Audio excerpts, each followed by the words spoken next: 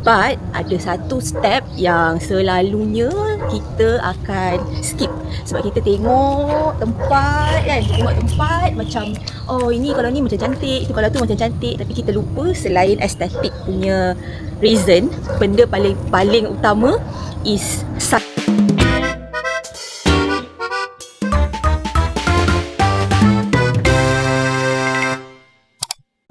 hello, back with me in restarting my garden. First thing first, hari ni kita nak start set up dia the hardware lah, kat mana raised bed, kat mana nak tanam, apa-apa benda semua tu. But ada satu step yang selalunya kita akan skip. Sebab kita tengok tempat kan, kita tengok tempat macam oh ini kalau ni macam cantik, itu kalau tu macam cantik. Tapi kita lupa selain estetik punya reason, benda paling utama is sunlight exposure. Sebab sunlight exposure ni lah yang akan make or break kita punya gardening journey tu. So daripada sunlight exposure ni barulah kita boleh tahu pokok apa kita boleh tanam, pokok sayur ke, pokok buah ke, pokok bunga ke, atau macam pokok hiasan ke. Benda-benda ni semua akan didetermine oleh sunlight exposure. Dan kalau pokok sayur pun, pokok sayur jenis yang macam mana, berapa jam sunlight kita dapat, matahari pagi ke matahari petang, itu benda paling penting. Jadi sebenarnya kalau nak ikut tips untuk restarting or starting your own garden, benda first, spend a week untuk just duduk dekat tempat yang korang rasa macam situ korang nak menanam tu. Just duduk and then observe naik matahari, turun matahari and everything in between. So that macam saya cakap tadi lah, itu yang akan determine kita punya gardening journey tu akan macam joyful ataupun full of heartbreak. Okay, so take your time, jalan, berhati, duduk. Macam saya boleh nak kata if today kita orang dah dalam sebulan dekat rumah ni. So sebulan tu lah saya ambil time untuk berhati betul-betul. Sebab kalau boleh tak nak banyak kerja. Maksudnya dah set up, tak kena lah. Lepas tu nak kena angkat, buka benda semua, tukar tempat kan. So tak apa, first jangan rushing. Kita set up dulu, kita perhati dulu, so that kita boleh set up and lepas tu boleh all out. So hari ni setelah saya perhati 1 bulan punya sun exposure kat sini, saya dah boleh set up dah garden saya. Jom follow.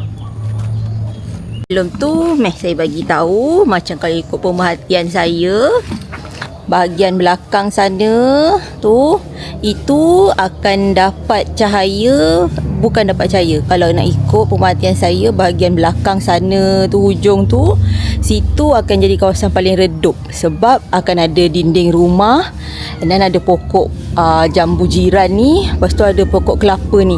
So ini ada kemungkinan dekat sini lah tempat ayam nanti, ataupun tempat kita melepak ke kan. Yang ini saya letak just sementara untuk pokok-pokok hiasan dan aeroid saya lah, bawah netting tu. Sebab senang kan, ada apa, dinding kita boleh paku net tu kan. Lepas tu sini nanti maybe kita buat macam garden walk apa semua. Tapi yang paling penting, area yang sini, area belakang saya ni, kalau nak ikut yang paling penting, area belakang saya ni, sini ni memang betul-betul depan rumah ni. Sinilah area yang kiranya prime estate untuk sunlight exposure. Sebab dia belah sini, sekejap, belah sini lapang, tak ada apa-apa. Rumah tak cover sini kan. So matahari dia dapat full lah. Dia dapat daripada sini sampai ke sana. Nanti lebih kurang dalam pukul 10 tu dia akan dapat penuh sampai petang. So dekat sinilah kita akan set up dekat sinilah kita akan set up kita punya kebun sayur. Sebab sayur nak cahaya banyak kan. So kat sini kita akan set up kita punya kebun sayur. Nanti kita akan susun kita punya raised bed, and then kita akan buat tunnel so that kita boleh jalan bawah tu. So itu, that's the vision lah. So that's the vision. Hopefully tercapai lah. Okay, so jom ikut saya pergi susun raised bed.